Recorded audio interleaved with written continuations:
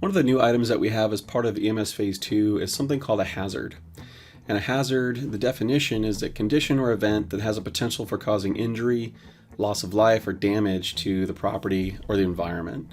And for our purposes, it's also the high-level reason that we're potentially responding. So the way that it interacts with the rest of the EMS is that the hazard is the high-level container that could have one or more projects underneath it, and then each project could have one or more events as well. And so as we get into things like mission planning, we have to start out by building a hazard and then build a project, and then we can actually get into something like an ISR. So if we go over to the EMS, we'll see what this looks like. On the left-hand side, we've got the hazard menu.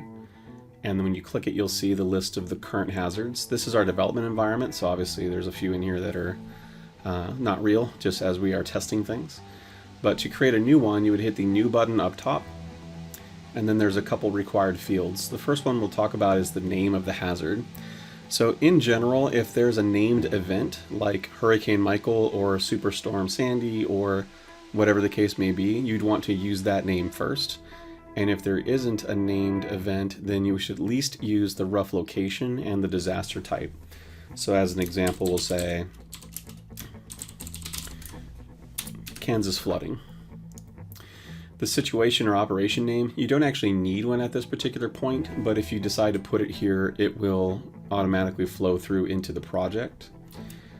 The situation overview, this is the same situation overview if you're familiar with the ISR process, where we're saying we're looking for about 150 words or less, describe the actual event that's developing, the effect it's having, and the rationale for why we would create a response as a result.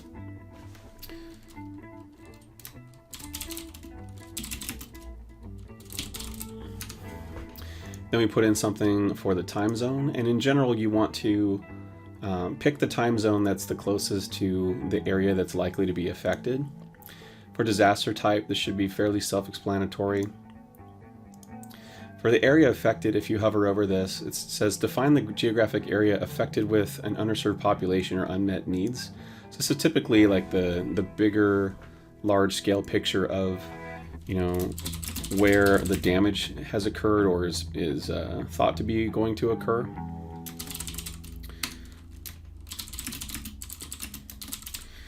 And then the area of interest is where we are eyeballing to see if we can do a Team Rubicon response. So the area affected will likely be a larger geographic area, and then the area of interest is where we think we can make an impact, or where we've been invited, or where we plan on getting invited to, etc.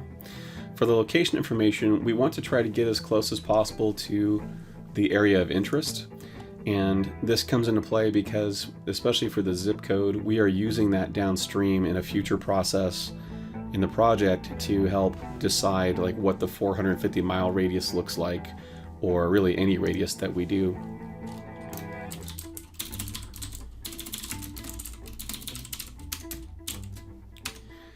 And I have no idea what any of those zip codes are, so I'm just going to use one I know. And if we save this, what ends up happening is it'll go look at the metro region and territory, and we use that downstream as well. And for now, this is all we need for the hazard. And this hazard could house at least one, but it could also house many projects. And from here, we would hit the New button in order to create a new project, and it will bring over all those fields that we just had into the project so that we don't have to retype them.